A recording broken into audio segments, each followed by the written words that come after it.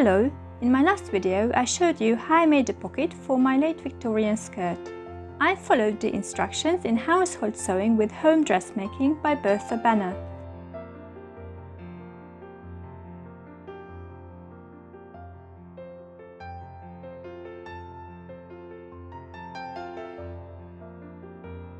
I chose the back pocket because it seemed simple to sew. It was a huge pocket. I don't need or like pockets at all, but I thought I would give them a chance if I could carry books in them.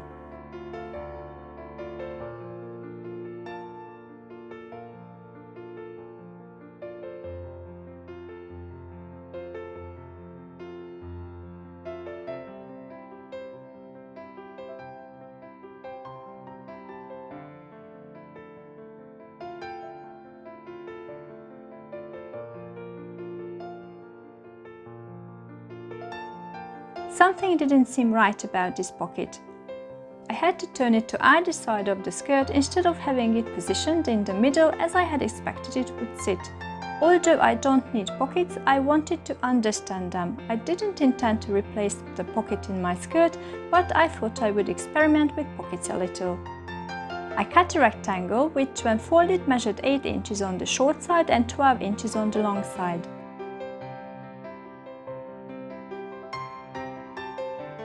I marked 3 inches on the long side and 1.5 inches on the short side. I connected the two marks.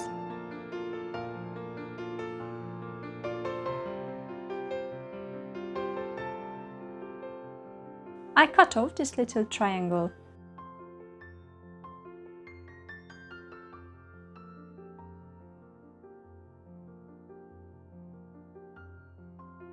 The inside of the pocket needs facing from the fabric of your skirt. I used some cabbage for the purpose of demonstration. I stitched the facing to the pocket with tiny whip stitches. I didn't feel like turning the edge beforehand. I folded the pocket so that the facing was inside.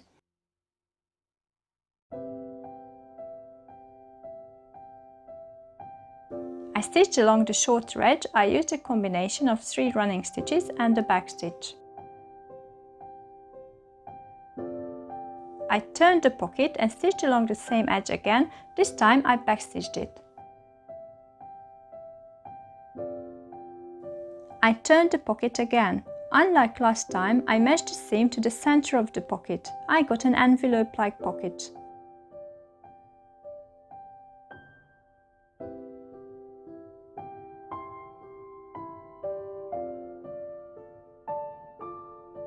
I stitched along the bottom edge.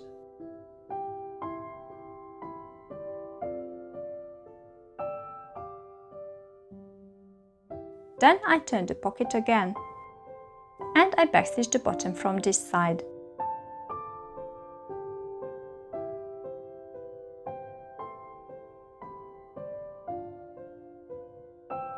This is the bag I got. I would attach it to the skirt as I did with the pocket in my last video.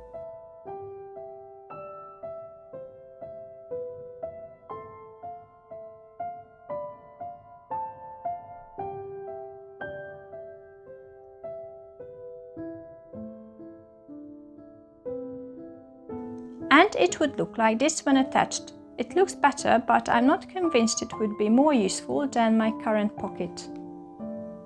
Then I thought, now that I made a pocket that would never be used, why not make another one? So I decided to test the pear-shaped or flat pocket. I made a paper pattern, but it's easier to draft it onto the fabric. I made the bottom of my pocket wider than Bertha Banner's to make it more practical. I cut 2 pieces. I cut facings for both pocket pieces. I creased the center of one of the pocket pieces.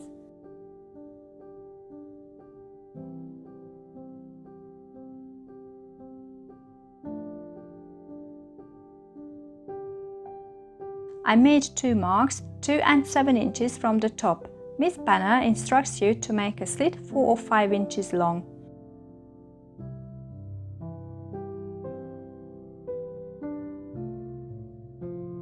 Well, it depends on how big your hand is and how big objects you want to put in your pocket. 5 inches aren't enough in my opinion.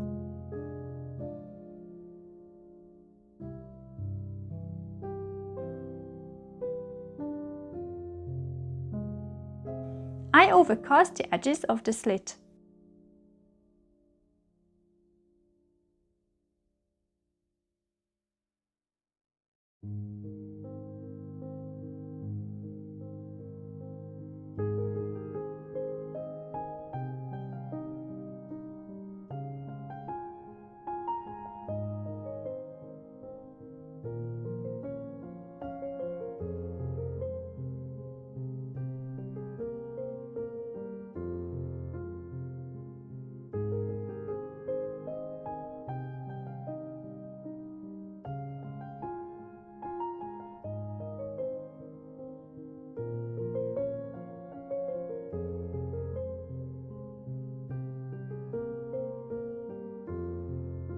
Then I decided to cut the facings much smaller so that they wouldn't be included in the seam. Again, I didn't want to fold the edges, so I whip stitched them.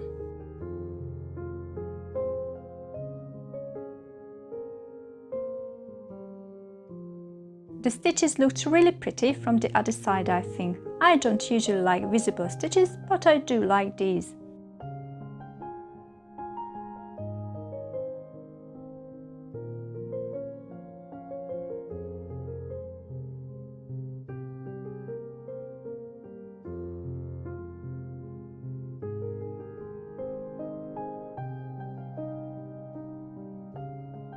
I made a French hem again. I stitched all around the edge except the very top.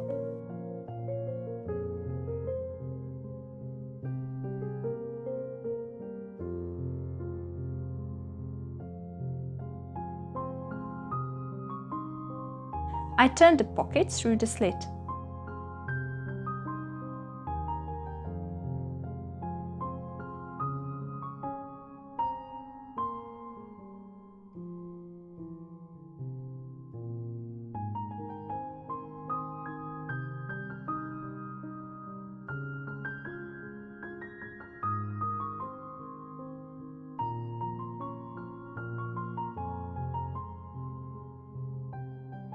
To complete the French hem, I backstitched the edge.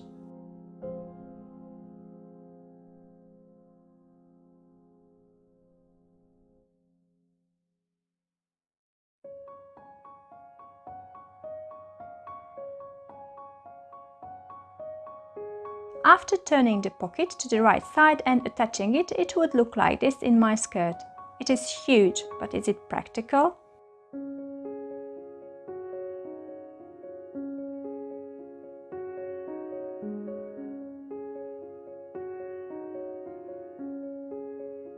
The slit is too small for a small size book.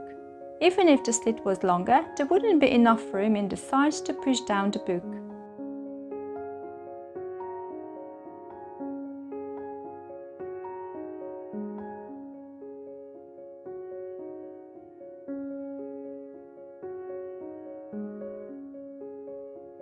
I managed to push down an even smaller book with some difficulty.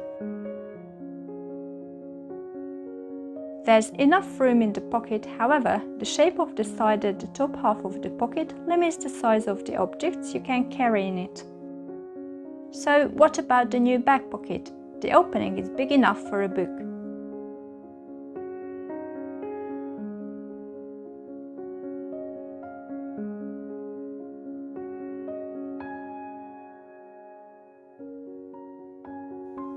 However, the book seems to force the pocket open.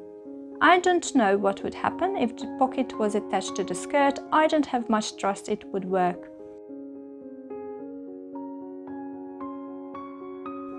What about the pocket I made last time?